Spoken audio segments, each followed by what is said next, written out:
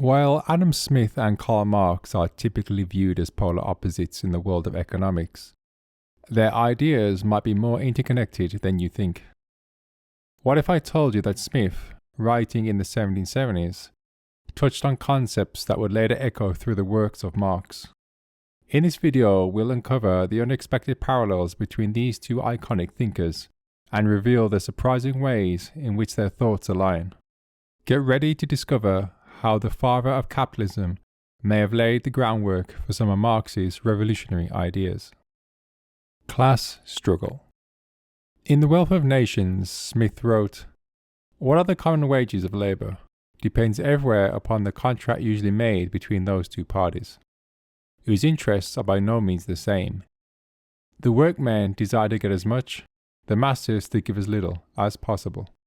The former are disposed to combine in order to raise, the latter in order to lower the wages of labour.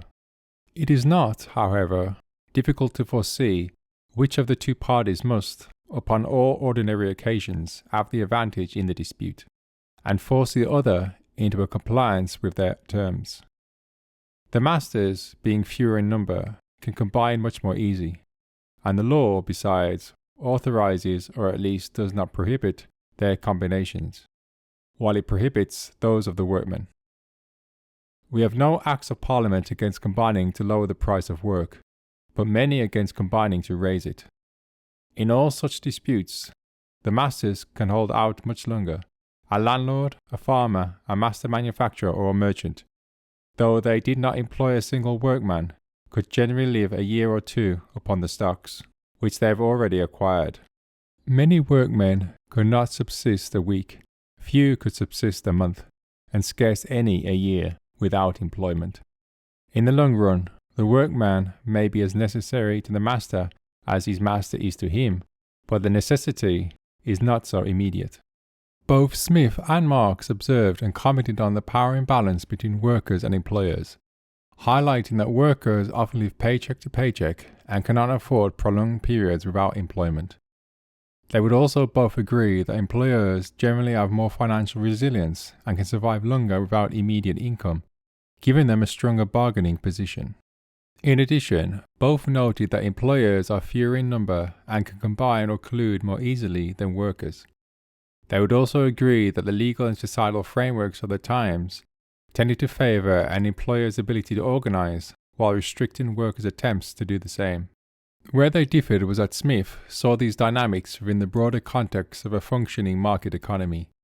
He believed that despite these imbalances, the market could lead to mutually beneficial outcomes through competition and the invisible hand. Smith viewed the relationship between workers and employers as ultimately interdependent, with both parties benefiting from each other's roles in the economy. While critical of the imbalances, Smith did not advocate for a radical overhaul of the capitalist system. Instead, he saw limited government intervention as necessary to correct specific market failures and abuses. Marx framed the power imbalance as a fundamental and systematic issue of exploitation.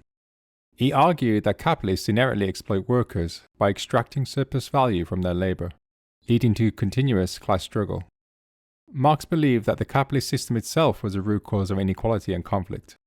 He saw the economic relationships and power dynamics as leading to inevitable revolutionary change, where the proletariat would overthrow the bourgeoisie. Marx's ultimate solution was the abolition of the capitalist system and the establishment of a classless communist society. He saw the existing legal and economic frameworks as inherently biased towards capitalists and unsalvageable through mere reform. It's important to remember when comparing Marx and Smith that the differences stem from two completely distinct perspectives. Smith, having grown up at the dawn of the Industrial Revolution, looks back and asserts that things are much better now than they once were. He marvels at the achievements of the market economy and is astonished by the progress made since the times of feudalism. Marx, on the other hand, having seen the full impact of capitalism, looks to the future and believes that things can be vastly improved. He observes how much a worker accomplishes and how little they retain, with most of the value created going to the capitalist. Critique of Monopolies.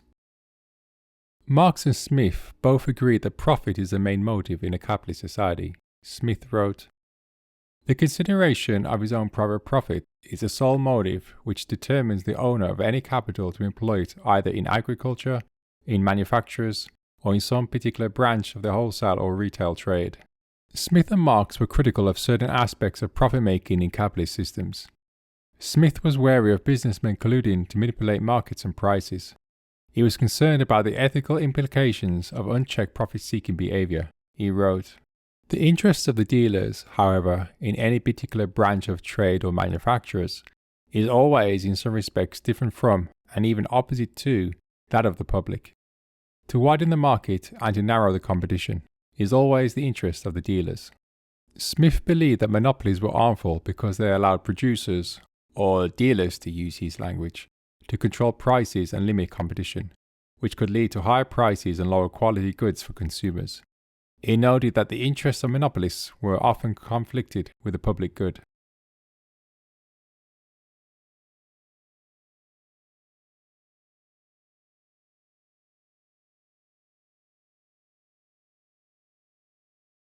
People of the same trade seldom meet together, even for merriment and diversion, but the conversation ends in a conspiracy against the public, or in some contrivance to raise prices. This quote shows his awareness of the darker side of business practices and the potential for collusion among those within the same trade. It highlights his belief in the importance of competition and the need for safeguards to prevent businesses from conspiring against the public interest, ensuring a fair and efficient market system. Smith generally favoured limited government intervention. He recognised the need for government action to prevent monopolistic practices. This could include laws against collusion, price fixing, and other anti-competitive behaviours. Smith emphasised the importance of transparency and fair play in business practices. He believed that providing accurate information and ensuring fair competition would keep markets healthy and competitive.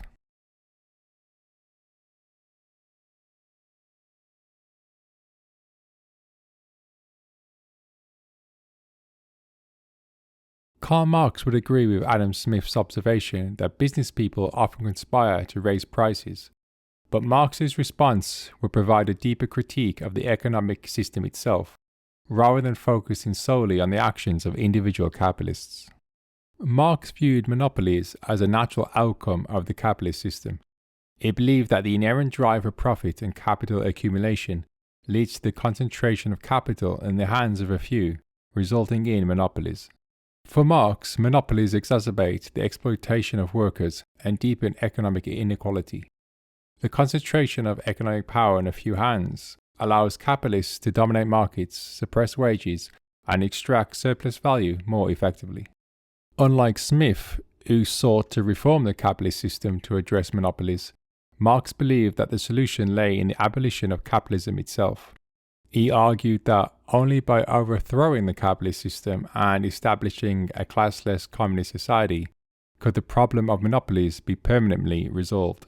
In Marx's vision, the means of production would be collectively owned and managed by the working class. This would eliminate the concentration of economic power and prevent the formation of monopolies. Marx advocated for a planned economy where production and distribution are organized according to the needs of society rather than the profit motives of capitalists. This approach would ensure that resources are used efficiently and equitably without the distortions caused by monopolistic practices. Alienation.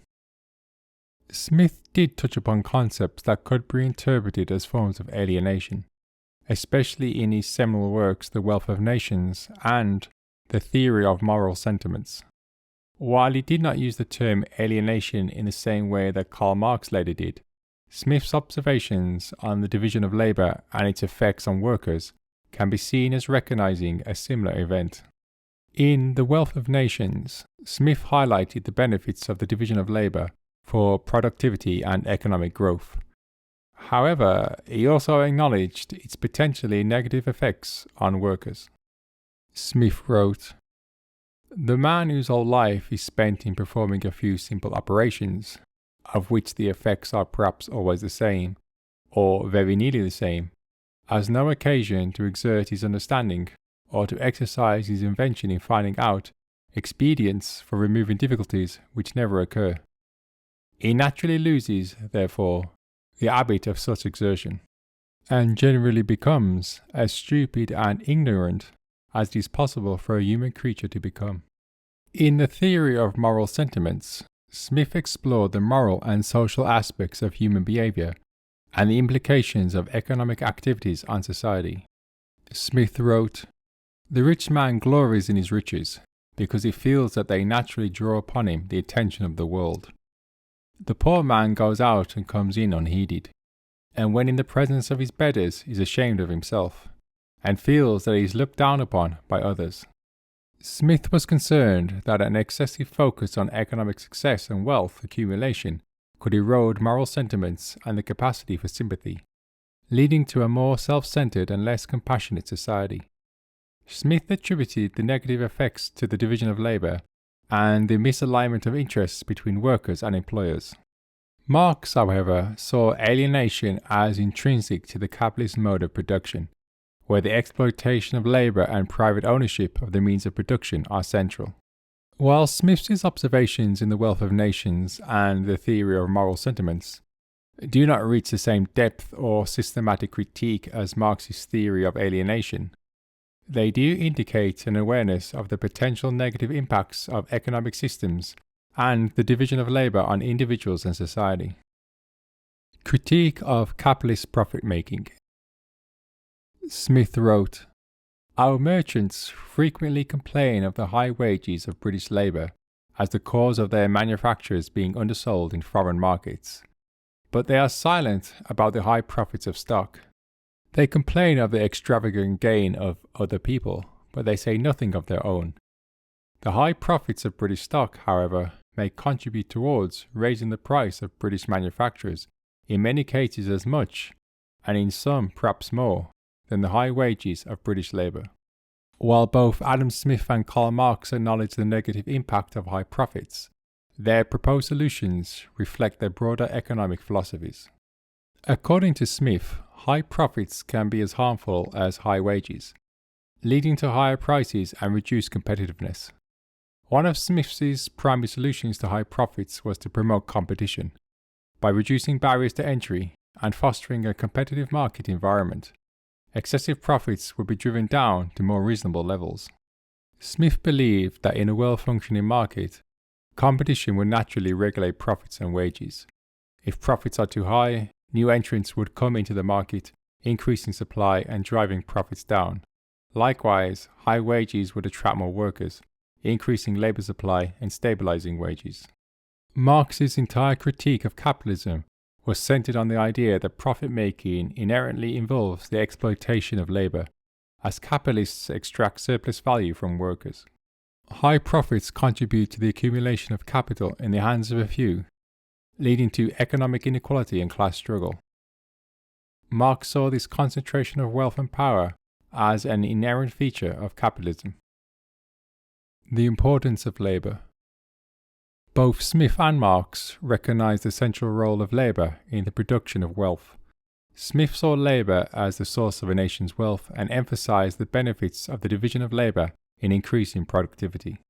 Marx also viewed labour as the source of all value, but he focused on how labour was exploited under capitalism.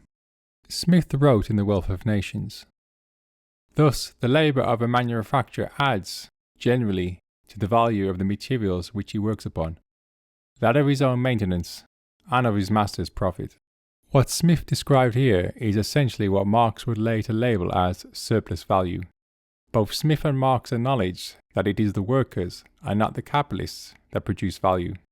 However, Smith also acknowledged the role of capitalists, for example entrepreneurs and investors, in providing the capital necessary for production. He saw profit as a reward for the capitalist risks and investment, which is essential for economic growth and the functioning of the economy. Marx's theory, however, emphasized that this appropriation of surplus value by capitalists constitutes exploitation. He believed that the true value is created by labour, while capitalists benefit disproportionately by owning the means of production. In summary, while Marx and Smith both agreed on the inherent problems of capitalism, Smith believed in reforming the capitalist system through increased competition and regulation, while Marx saw the need for a revolutionary change to a socialist system to address the root causes of monopolies, alienation, and economic exploitation.